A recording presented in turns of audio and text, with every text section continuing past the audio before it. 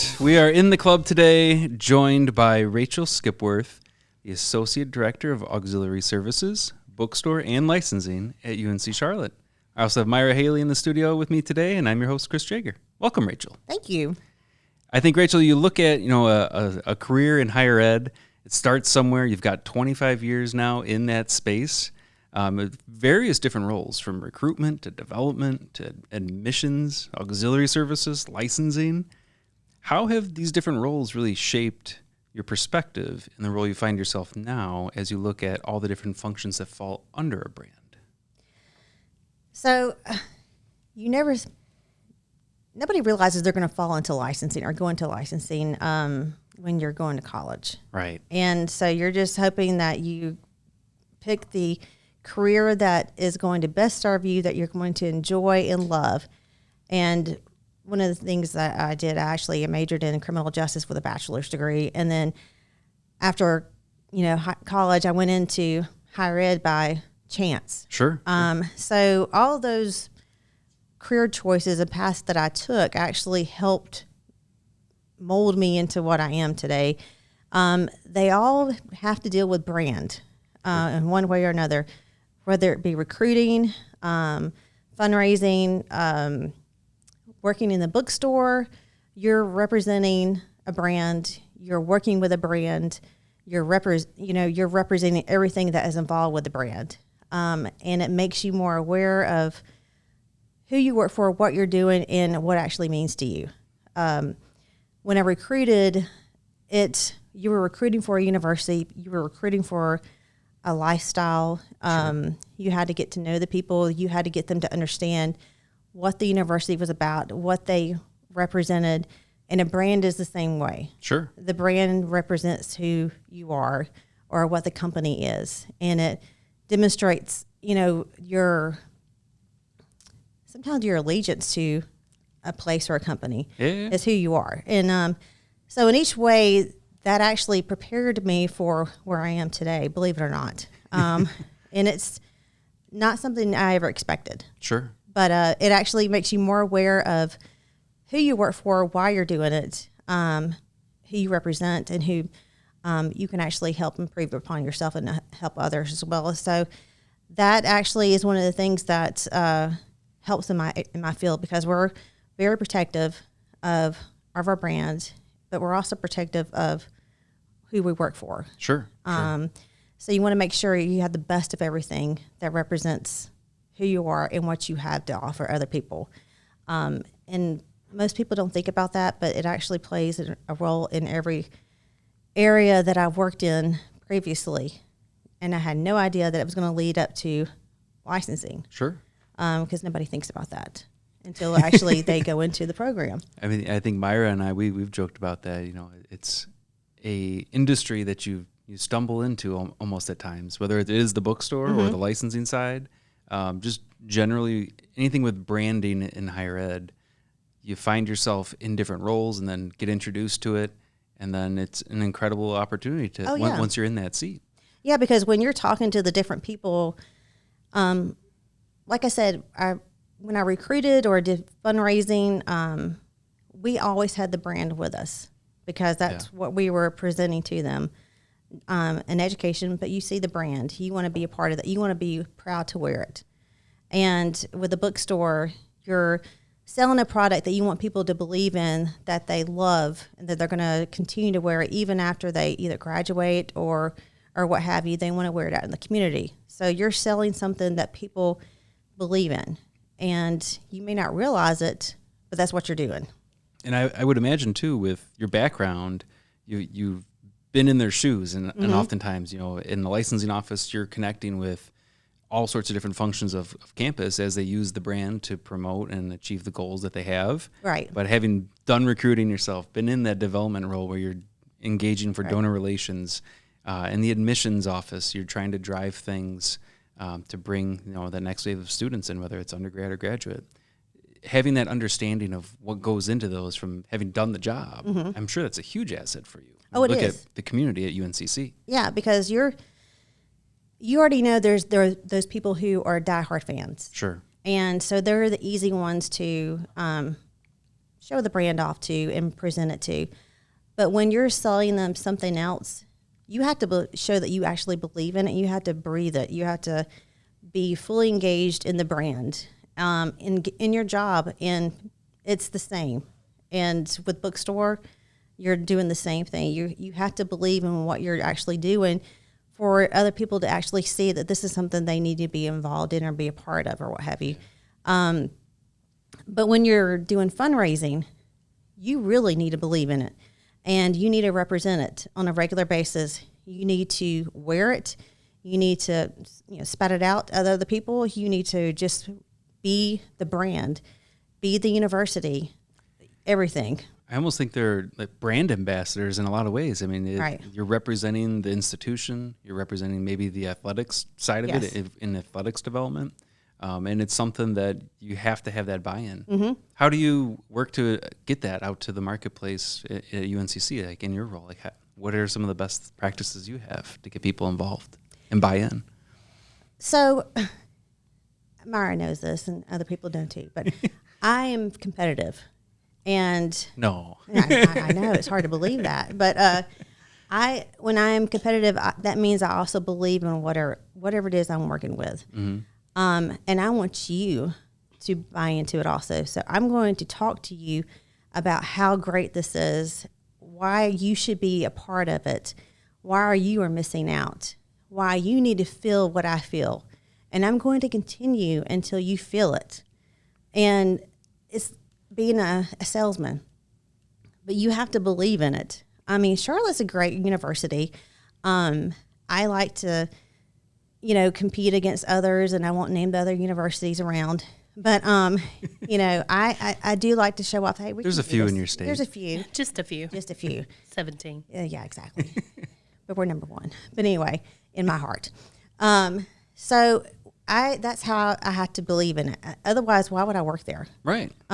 I can't work for something I don't believe in. I've never been able to do that. I can't fake it well. Yeah.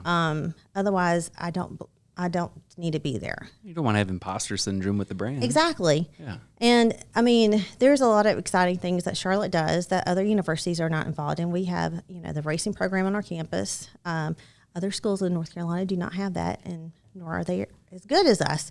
Nor do they have the Charlotte Motor Speedway next door. Exactly. Very true. And we have a lot of great students that we work with. They're very excited about our programs, and they want to represent us. And we love that about them. So it's easy to sell our stuff to them, our brand to them, because they want to be a part of it. And if you don't believe in it, then it's going to be hard for you to sell it. You have to really have passion for it.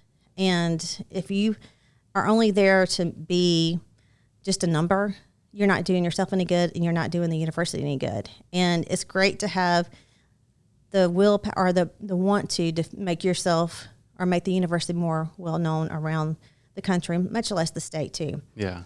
So we try to do our best to make sure that people are aware of us as much as possible. So I have an interesting question, because I think passion and showing the brand, there's so many layers and so many different things, but having seen you at multiple professional organizations, at NACDA, seeing you at NACAS, you always represent the UNC Charlotte brand. You always have it on, either it's going to be in clothing, you do it in professional wear, you have casual. So how has it... Backpack? The backpack, everything. Yes. So you incorporate that into your daily life, and is that how you further the mission?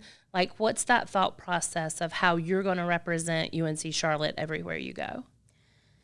So one of the first things I learned at one of the private universities I worked for is it's not just a job. It actually becomes who you are. And you have to represent outside in order to spread the word about what you do, what you're trying to get other people to realize or buy into. You have to be it. And so you may be the only person they ever see. Yeah. And with that brand or represent the university. And you have to be very careful at times about how you're representing yourself, because it's easy to get carried away. But I do that because I know that is one thing I want to make sure people know that Charlotte is there. I want them to know that Charlotte is around. I don't want them to think that Charlotte is a small school or anything. We are here and we're not going away. We continue to grow, and I want them to see it. We have a brand new Marks that just came out 5 years ago, and we want to show them off. We want everybody to say, hey, I want to wear that. I want to see what it's about. And they'll ask questions about it. And so they won't ask questions unless they see it. They want to understand it. Yeah. I have to say, your new Marks that came out a couple years ago. Oh, yeah, they're great. They are great. Yeah. For our listeners out there, 49ers, inside the C for Charlotte is the pickaxe. The minor pickaxe. Yeah. Mm-hmm. And I think it's just one of the best designed monogram marks. I just have to say that. It is an awesome design. I think Athletics hit it just right. They did a great job of creating the marks. They worked with a great company, and they knew what they were doing. And it was time for, new marks and that people can actually understand and recognize and get behind it. What was that process like, rolling out a new brand? Well, are we still rolling it out? We mostly got it all out there. We do, but it was interesting because Athletics started the process before COVID. Okay. And unfortunately, in 2020, when we were going to roll out the new marks, COVID hit. Sure. That was caught everybody by surprise. Everybody. Yeah. Talk about being off guard. Yeah. And we were, of course, thinking we were just going to be closed for a couple of weeks at the most. That didn't happen. So we were going back and forth with when we were going to roll out the new marks, who we were going to have to help us roll out the new marks, because we also understood that the manufacturers were closing down across overseas. People, were sitting at home and furloughed, and it was a stressful time. And we rolled out the marks in June of 2020 in the middle of COVID. Wow. It was difficult. We kept going back and forth on the times that we were actually going to roll them out, but it was decided it was going to be in June 2020. Athletics did a great job trying to make sure that we had everything ready to go. They worked with licensing. Our athletics program, like our AD and Mike Hill and Chris Fuller, they were absolutely wonderful to work with. And we had CLC helping us out as well. That's great. And Barnes & Noble. And so we had a few companies that were helping us get the marks out when we were wondering if we were going to have any product. And so in June 2020, we had the marks that came out in the bookstore. We had 704 Shop help us roll out the marks at the same time. I think their website crashed because there's too many people ordering at the time, which was wonderful. But it saved us also because we had something brand new coming out during COVID. Yeah. And which was able to produce more stuff. It was tough, but we made it happen. And then the next year, the university rebranded. So that was another interesting aspect of it. But we made it through, and it turned out to be a good situation for all of us.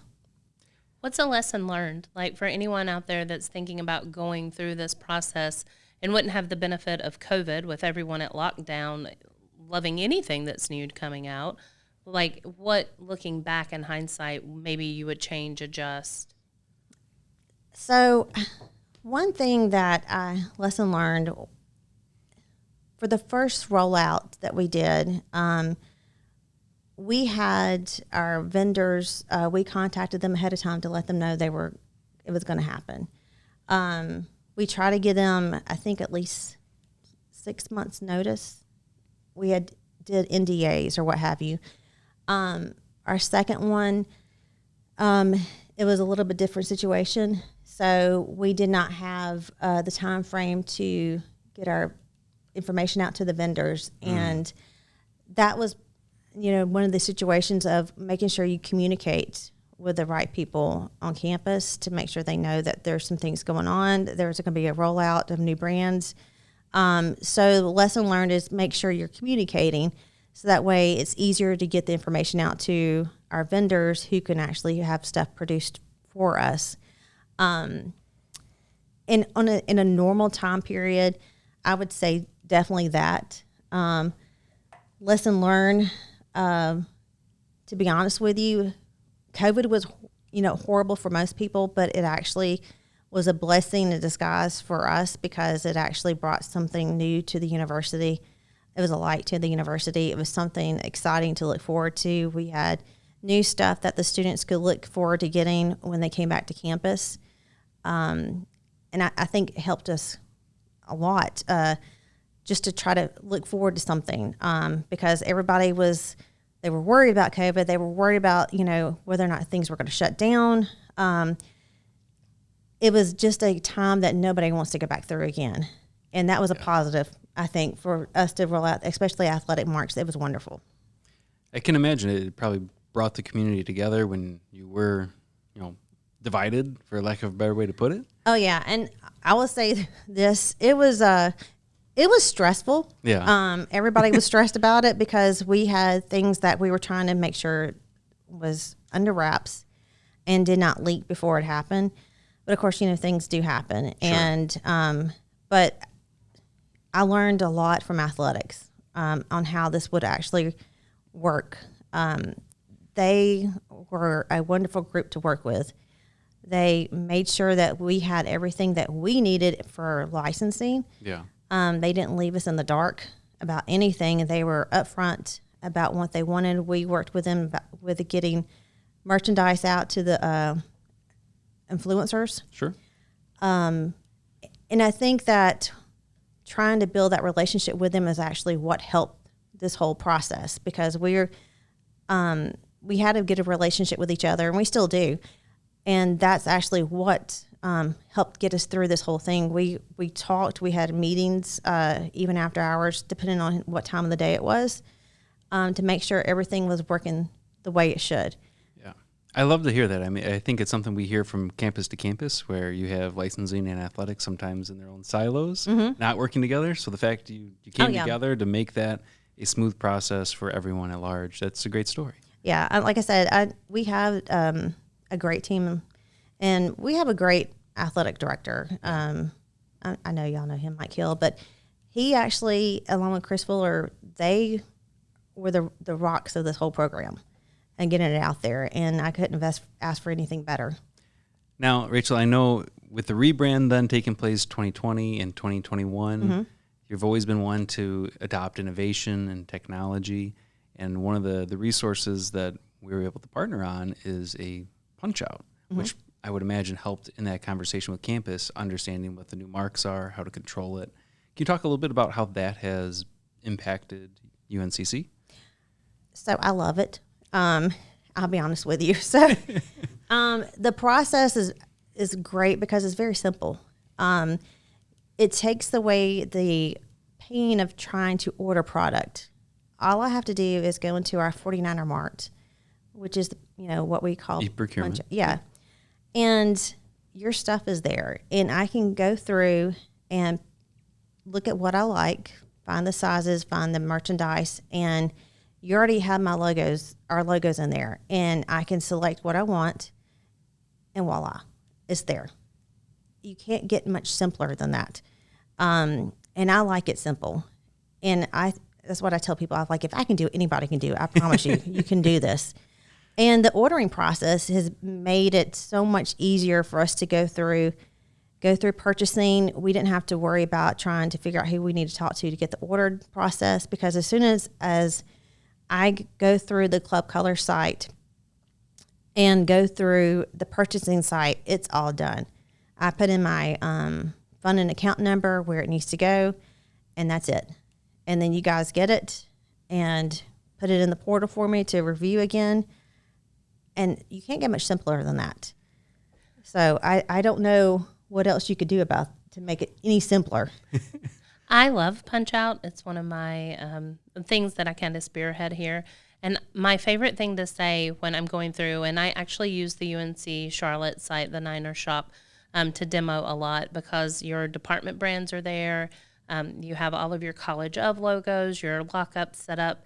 And when you click on that, there's always that aha moment of they see the marks. And for me, the saying is, it's easy to do the right thing when the right thing is in front of you. No one thinks they have to invent something. No one's trying to find the logo, draw the logo, create a new logo for you. They just click the button. That's the artwork that's for their department, and they hit submit. So from our perspective, we love it because it's just a clean process that's already approved. Procurement's seen it. They've checked off on it. Yeah. The department sees it. We follow up with the artwork. We submit the artwork through licensing. So it is just that ease of use and doing the right thing. And for the licensing side of it, I know I've spoken about this before.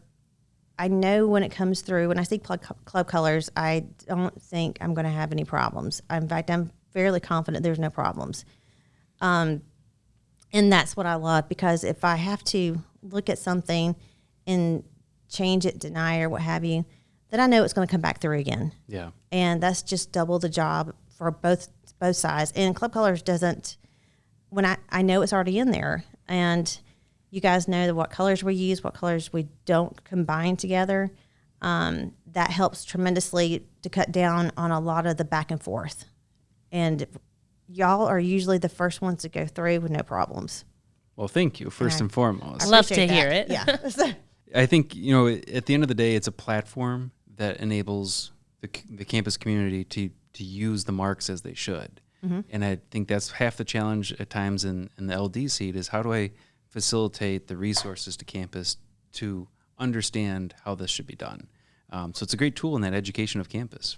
Oh, yeah, it's wonderful. And when they're able to see how it works, a lot more people will start using it. If Rachel can do it, you can do it. I know. That's what I Her tell words. them. Exactly. Well, the other thing you get, which I think we always say that, collegiate licensing for the internal consumption is still the wild, wild west. I mean, how many times if you have a P card and you have Google, you can find someone that'll do something.